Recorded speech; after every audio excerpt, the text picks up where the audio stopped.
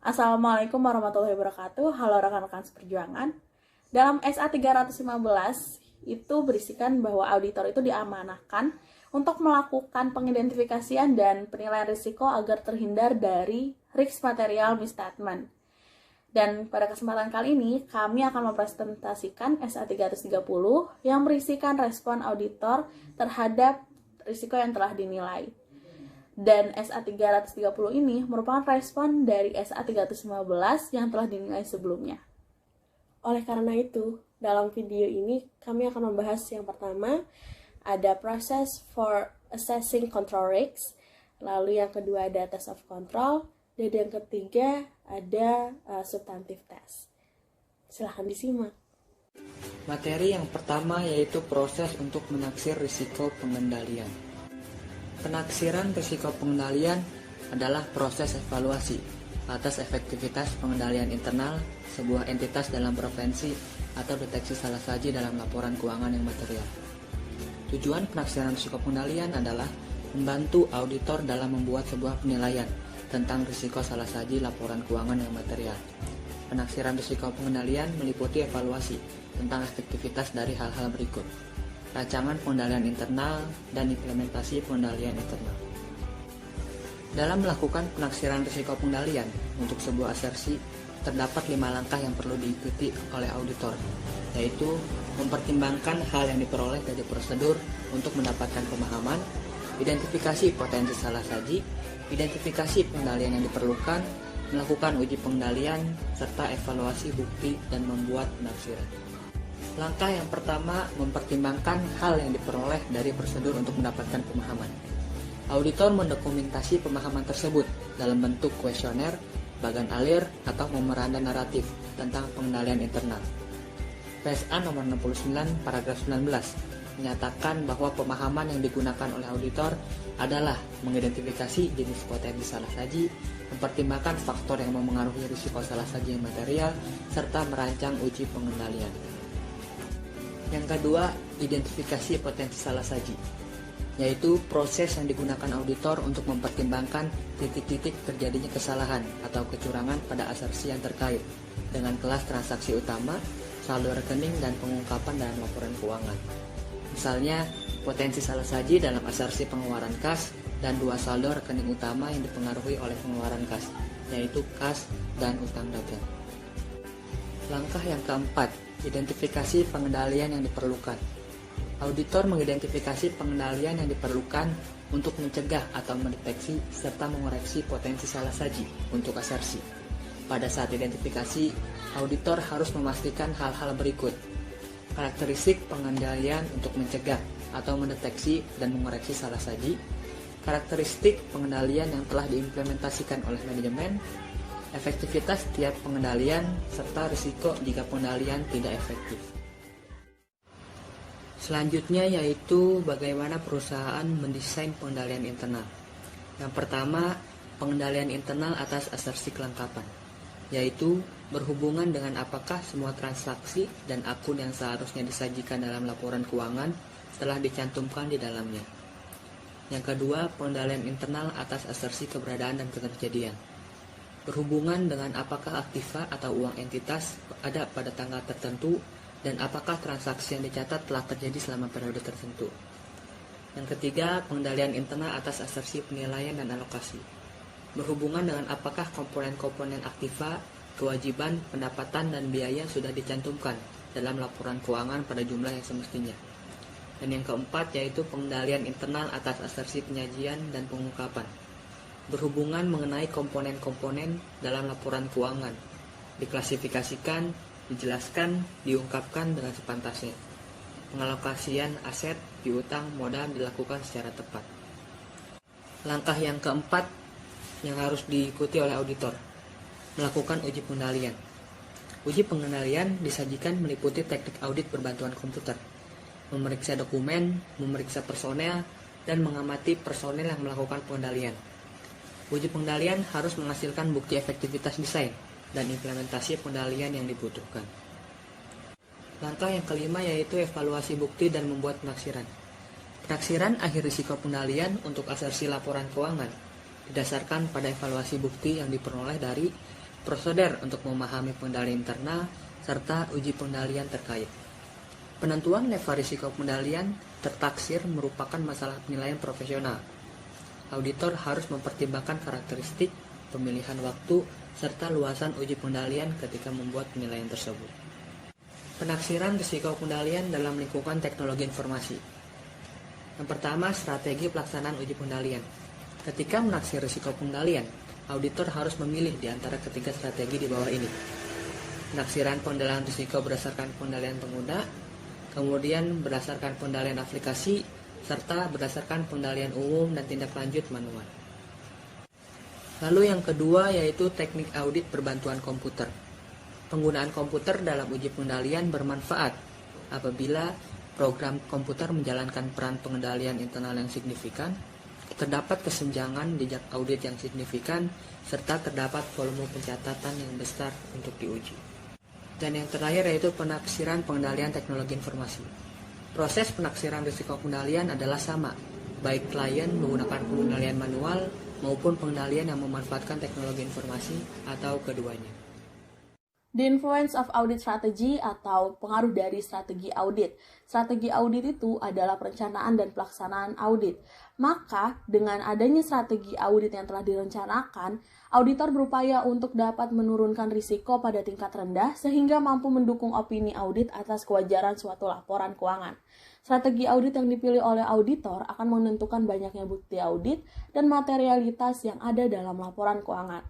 Ada dua pendekatan strategi auditor. Yang pertama, primarily substantive approach, di mana strategi ini lebih mengutamakan pengujian substantif daripada pengujian pengendalian, dan biasanya dipakai untuk program audit pertama kali. Salah satu langkahnya dari pendekatan ini adalah melakukan penilaian terhadap risiko pengendalian yang telah ditetapkan untuk mendukung pengujian substantif yang direncanakan auditor. Lalu pendekatan kedua, lower assessed level of control risk approach, di mana strategi ini lebih banyak melakukan pengujian pengendalian dan juga lebih banyak digunakan untuk klien yang lama. Dan pengujian substantif itu dilakukan tidak mendalam. Dan salah satu langkahnya adalah menetapkan risiko pengendalian berdasarkan pengujian pengendalian. Test of control atau pengujian pengendalian. Di kebanyakan kasus, auditor tidak mengumpulkan cukup bukti untuk mengurangi risiko pengendalian yang dinilai ke tingkat yang cukup rendah. Oleh karena itu, auditor harus memperoleh bukti tambahan tentang efektivitas operasi pengendalian di seluruh atau setidaknya sebagian besar periode yang diaudit. Prosedur untuk pengujian efektivitas pengendalian dalam mendukung pengurangan risiko pengendalian yang telah dinilai ini disebut sebagai test of control atau pengujian pengendalian. Dengan kata lain, pengujian pengendalian adalah prosedur-prosedur audit yang dirancang untuk mengevaluasi efektivitas pelaksanaan pengendalian dalam mencegah atau mendeteksi dan memperbaiki salah saji material pada tingkat asersi. Demikian, tujuan dari test of control dilakukan untuk memperoleh bukti audit yang relevan, termasuk mengindikasikan karakteristik atau ciri-ciri yang mengindikasikan kinerja pengendalian, dan kondisi penyimpangan yang mengindikasikan awal dari kinerja perusahaan itu. Lalu kita perlu tahu bagaimana designing dan performing test of control. Pengujian pengendalian hanya dilakukan pada pengendalian-pengendalian yang mana auditor menyatakan kalau pengendalian-pengendalian ini telah dirancang secara tepat untuk mencegah atau mendeteksi dan memperbaiki salah saji material dalam asersi. Jadi, dalam merancang dan melaksanakan pengujian pengendalian, auditor itu harus memperoleh bukti auditor yang lebih meyakinkan ketika auditor ingin lebih mengandalkan efektivitas pengendalian. Contohnya, prosedur penilaian risiko dilakukan oleh auditor itu kan biasanya menyertakan upaya meminta keterangan tentang bagaimana manajemen menggunakan anggaran, mengamati perbandingan anggaran bulanan dan beban aktual manajemen, dan juga memeriksa laporan-laporan terkait varians di antara jumlah aktual dan jumlah yang dianggarkan. Kemudian, auditor kemungkinan akan menggunakan 4 jenis prosedur untuk mendukung efektivitas pengujian pengendalian. Yang pertama yaitu dengan membuat pertanyaan dari personal klien yang sesuai. Jadi meskipun penyelidikan bukanlah sumber bukti yang sangat andal tentang pengujian pengendalian yang efektif, itu masih tepat untuk dilakukan. Contohnya, untuk menentukan personel yang tidak berwenang untuk mengakses file komputer, auditor itu dapat mengajukan pertanyaan kepada orang yang mengendalikan komputer dan orang yang mengontrol penetapan kata sandi keamanan untuk akses online. Selanjutnya, auditor itu dapat memeriksa dokumen, catatan, dan laporan. Beberapa pengendalian itu kan meninggalkan jejak yang jelas dari bukti dokumenter, baik elektronik dan kertas, yang dapat digunakan untuk pengujian pengendalian. Kira-kira contohnya seperti ini. Ketika pesanan pelanggan itu diterima, itu digunakan untuk membuat pesanan penjualan, which is approved for credit, kan? Kemudian, pesanan pelanggan itu dilampirkan ke pesanan penjualan untuk diproses lebih lanjut. Maka di situ auditor dapat menguji pengendalian dengan memeriksa dokumen untuk memastikan bahwa dokumen tersebut itu lengkap dan cocok dengan benar dan bahwa ada tanda tangan atau inisial yang diperlukan. Prosedur selanjutnya itu amati aktivitas yang berhubungan dengan pengendalian. Kan ada pengendalian yang tidak meninggalkan jejak bukti. Berarti di kemudian hari tidak mungkin untuk memeriksa bukti bahwa pengendalian itu telah dilaksanakan. Misalnya dengan pemisahan tugas bergantung pada orang-orang tertentu yang melakukan tugas-tugas tertentu. Dan biasanya tidak ada dokumentasi kinerja yang terpisah, kan?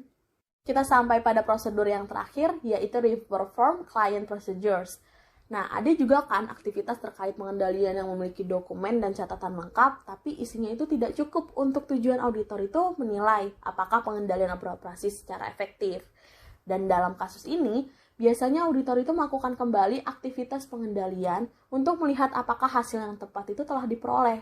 Contohnya, auditor itu dapat melakukan kembali prosedur dengan menelusuri harga jual ke daftar harga resmi yang berlaku pada tanggal transaksi. Jika tidak ada salah saji yang ditemukan, ya auditor dapat menyimpulkan bahwa prosedur tersebut beroperasi sebagaimana yang dimaksud. Extent of procedures. Sejauh mana pengujian pengendalian itu diterapkan tergantung pada penilaian risiko pengendalian awal. Jika auditor menginginkan penilaian risiko pengendalian yang lebih rendah, pengujian pengendalian itu lebih ekstensif diterapkan, baik dari segi jumlah pengendalian yang diuji maupun tingkat pengujian untuk setiap pengendalian. Dan ini akan meningkatkan audit fee-nya. Misalnya, jika auditor itu ingin menggunakan risiko pengendalian yang dinilai rendah, kan ukuran sampel itu yang digunakan harus lebih besar untuk prosedur inspeksi, observasi, dan kinerja ulang itu harus diterapkan. Tingkat pengujian itu juga tergantung pada apakah pengendalian itu secara manual atau otomatis dan seberapa banyak frekuensi pengendalian itu digunakan. Pertama, pengendalian manual dan pengendalian otomatis. Untuk pengendalian manual yang sering terjadi, auditor itu akan memilih sampel transaksi dan menguji apakah pengendalian tersebut beroperasi secara efektif. Sedangkan untuk pengendalian otomatis, komputer itu diprogram secara akurat dan tidak mengubah-ubahnya dalam waktu dekat tanpa adanya alasan yang kuat. Sehingga pengendalian otomatis itu akan secara konsisten bekerja seperti yang diprogram sampai aplikasi perangkat lunak itu diubah. Frekuensi pengendalian. Pengendalian manual dan pengendalian otomatis sering beroperasi karena sebagian besar transaksi terjadi beberapa kali setiap hari kan. Dan seperti disebutkan sebelumnya, biasanya auditor itu akan menguji sampel transaksi sepanjang tahun. Maka dari itu, auditor akan menguji pengendalian di akhir tahun. Adapun pertimbangan-pertimbangan lainnya, yang pertama yaitu ketergantungan atau penggunaan bukti audit sebelumnya. Dalam situasi tertentu, bukti audit yang diperoleh dari audit-audit sebelumnya itu dapat memberikan bukti audit, yang mana auditor itu dapat melakukan sejumlah prosedur audit untuk menentukan relevansinya yang berkelanjutan. Sebagai contoh, auditor itu dapat memperoleh bukti audit untuk menentukan apakah perubahan-perubahan yang dibuat pada pengendalian yang terotomatisasi berpengaruh terhadap efektivitas yang berkelanjutan melalui meminta keterangan dari manajemen dan pemeriksaan log yang mengindikasikan pengendalian-pengendalian seperti apa yang telah berubah. Lalu ada pengujian pengendalian terkait dengan risiko signifikan.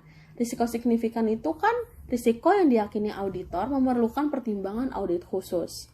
Jadi ketika prosedur penilaian risiko auditor mengidentifikasikan adanya risiko signifikan, auditor itu diharuskan untuk menguji efektivitas operasi pengendalian yang mengurangi risiko ini dalam audit tahun berjalan. Kemudian menguji lebih sedikit dari seluruh periode audit. Laporan manajemen tentang pengendalian internal berkaitan dengan efektivitas pengendalian internal pada akhir tahun fiskal. Standar audit PCAOB itu mengharuskan auditor untuk melakukan pengujian pengendalian yang memadai untuk menentukan apakah pengendalian beroperasi secara efektif pada akhir tahun. Oleh karena itu, waktu pengujian pengendalian oleh auditor itu akan bergantung pada sifat pengendalian dan kapan perusahaan itu menggunakannya. Untuk pengendalian yang diterapkan sepanjang periode akuntansi, biasanya sih praktis untuk mengujinya pada tanggal interim. Di sisi lain, perlunya memahami pengendalian internal dalam sistem yang di-outsourcing atau dialihdayakan. Kedalaman pemahaman auditor itu ya tergantung pada kompleksitas sistem dan sejauh mana pengendalian diandalkan untuk mengurangi risiko pengendalian. Substantif tes atau pengujian substantif.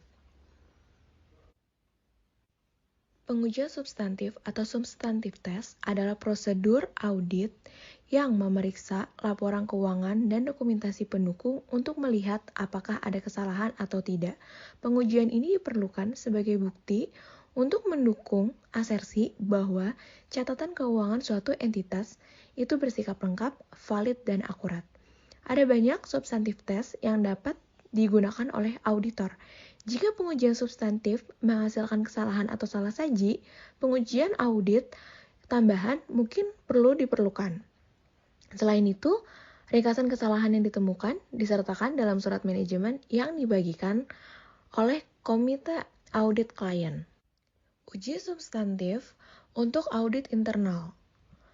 Pengujian substantif juga dapat dilakukan oleh staf audit internal perusahaan. Melakukannya dapat memberikan jaminan bahwa sistem pencatatan internal itu berjalan sesuai dengan rencana. Jika tidak sesuai dengan rencana, sistem itu dapat ditingkatkan untuk menghilangkan masalah, sehingga memberikan audit yang lebih bersih ketika auditor eksternal melakukan pengujian mereka pada akhir tahun. Pengujian substantif ini yang dilakukan secara internal dapat terjadi sepanjang tahun. Auditor menggunakan penilaian risiko pengendalian dan hasil pengujian pengendalian untuk menentukan risiko deteksi yang direncanakan dan pengujian substantif terkait untuk audit laporan keuangan. Nature. Sifat pengujian substantif ini mengacu pada jenis dan efektivitas prosedur audit yang akan dilakukan. Ketika tingkat risiko deteksi yang dapat diterima itu rendah, auditor harus menggunakan prosedur yang lebih efektif dan biasanya lebih mahal. Ketika tingkat risiko deteksi yang dapat diterima itu tinggi, auditor dapat menggunakan prosedur yang kurang efektif dan biasanya lebih murah. 3 jenis pengujian substantif ini adalah prosedur analitis, pengujian atas rincian transaksi, dan pengujian atas rincian saldo. Auditor program pengembangan untuk substantif tes. Auditor menghubungkan asersi, tujuan, audit khusus, dan pengujian substantif dalam mengembangkan program audit tertulis untuk pengujian substantif. Laporan keuangan secara keseluruhan adalah untuk menyatakan suatu opini tentang apakah laporan keuangan klien telah disajikan secara wajar sesuai dengan prinsip akuntansi yang berlaku secara umum. Dalam merancang pengujian substantif ini, auditor harus menentukan bahwa pengujian yang tepat telah diidentifikasi untuk mencapai tujuan audit khusus yang berkaitan dengan setiap asersi. Jenis-jenis dari substantif tes. Berikut adalah contoh kasusnya. Eksekutif Kmart memanipulasi proses kontrak. Kmart Corporation adalah pengecer diskon AS dan pengecer barang umum. Perusahaan tersebut beroperasi di industri retail barang umum melalui diskon 1.829 Kmart toko dengan lokasi di seluruh 50 negara bagian Puerto Rico, Kepulauan Virgin Amerika Serikat, dan Guam pada 22 Januari 2002. Kmart dan 37 anak perusahaannya di AS mengajukan petisi sukarela untuk reorganisasi di bawah bab 11 Undang-Undang Kebangkrutan Federal.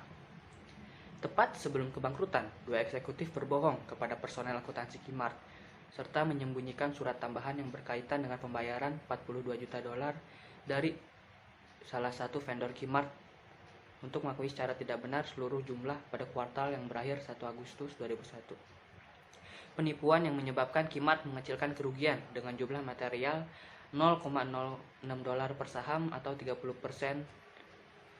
Maret 2003. Komisi Sekuritas dan Bursa tahun 2003 mengajukan tuntutan perdata terhadap 2 orang yang bertanggung jawab atas salah saji ini, yaitu Joseph A. Hofmeister dan Ennio A. Montini Junior Montini, dan Hofmeister merundingkan kontrak 5 tahun untuk itu. American Greetings membayar Kmart tunjangan sebesar $42.350.000 pada tanggal 20 Juni 2001. Kontrak tersebut antara lain untuk hak eksekutif untuk menjual produk mereka, kartu ucapan, di toko Kmart. American Greetings akan mengambil alih 847 toko yang sebelumnya dipasok oleh Hallmark, pesaing utama American Greetings, dengan tarif $50.000 per toko. Berdasarkan ketentuan kontrak 1907 dengan Hallmark, Kmart berkewajiban untuk membayar sebagian tunjangan prabayar tertentu dan biaya lainnya.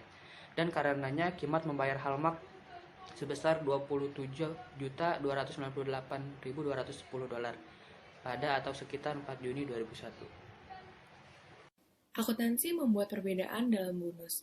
Kmart mengklasifikasikan tunjangan ini sebagai pengurangan harga pokok penjualan dalam laporan operasi.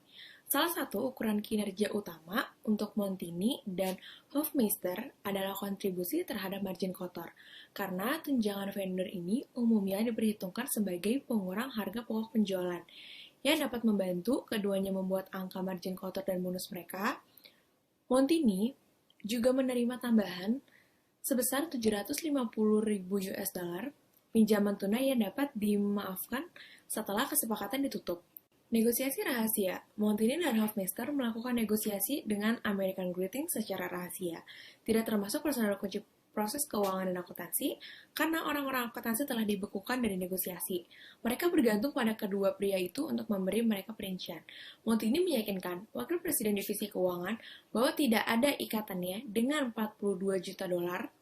Faktanya, American Greetings telah bersikeras bahwa semua uang muka yang ditutupi oleh ketentuan pengembalian. American Greetings khawatir bahwa mengingat kondisi keuangan Kmart yang telah goyah, pengecer mungkin tidak dapat bertahan dari masa kontrak. Montini telah membuat 2 surat perjanjian dengan American Greetings. Satu surat perjanjian tampaknya mengecualikan sebesar $42 juta dari kewajiban membayar apapun. Surat kedua mewajibkan Kmart untuk membayar American Greetings untuk penghentian awal perjanjian. Montini dan Hofmeister memberikan salinan surat yang ditandatangani. GAAP serta kebijakan dan praktik akuntansi perusahaan mengharuskan $42 juta diakui selama jangka waktu perjanjian. Sebaliknya, Kmart secara tidak benar mengakui seluruh tunjangan $42 juta selama kuartal yang berakhir pada 1 Agustus 2001. $20 juta sebagai penggantian untuk pembayaran ke Hallmark dan $15 juta dalam tunjangan barang dagangan tambahan. Pertanyaannya, prosedur apa yang dapat digunakan auditor independen Kmart untuk mengungkapkan kesepakatan tersebut? Yang kedua, keadaan apa yang seharusnya mengingatkan manajemen dan auditor internal Kmart tentang kemungkinan masalah yang terjadi? Jawabannya, prosedur apa yang dapat digunakan auditor independen Kmart untuk mengungkapkan kesepakatan? Yaitu, dalam pengungkapan side agreement, auditor independen memerlukan prosedur audit, yaitu substantive test. Pengujian ini itu diperlukan sebagai bukti untuk mendukung pernyataan bahwa laporan keuangan Kmart itu sudah lengkap, valid, dan akurat. Auditor yang melakukan hal ini dapat memberikan jaminan bahwa sistem pencatatan internal itu berjalan sesuai dengan rencana. Auditor menggunakan penilaian risiko pengendalian untuk menentukan risiko dan pengujian substantif yang terkait dengan laporan keuangan. Yang kedua, keadaan apa yang seharusnya mengingatkan manajemen dan auditor internal Kmart tentang kemungkinan terjadinya masalah, yaitu keadaan di mana dua eksekutif itu berbohong kepada auditor internal atau personel akuntansi Kmart dan menyembunyikan surat tambahan yang berkaitan dengan pembayaran $42 juta dari salah satu vendor Kmart. Penipuan tersebut menyebabkan Kmart menyusutkan kerugian sebesar $0,0 per saham atau sekitar 32%. Solusi poin kedua, yaitu keadaan saat dua eksekutif berbohong kepada auditor internal atau personel akuntansi Kmart dan menyembunyikan surat tambahan yang berkaitan dengan pembayaran $42 juta dari salah satu vendor Kmart secara tidak benar. Penipuan tersebut menyebabkan Kmart mengecilkan kerugian dengan jumlah $0,06 per saham atau menurun sekitar 32%. Brian Dyson, seorang pebisnis, pernah berkata, "Janganlah pernah menyerah ketika Anda masih mampu berusaha lagi. Tidak ada kata berakhir sampai Anda berhenti mencoba." Sepatu cantik kulit buaya beli sepasang untuk tetangga. Kalau berjuang jangan putus asa, kalau jatuh bangkit sekuat tenaga. Sekian pemaparan materi dari kami. Mohon maaf apabila ada kesalahan. Terima kasih. Wassalamualaikum warahmatullahi wabarakatuh.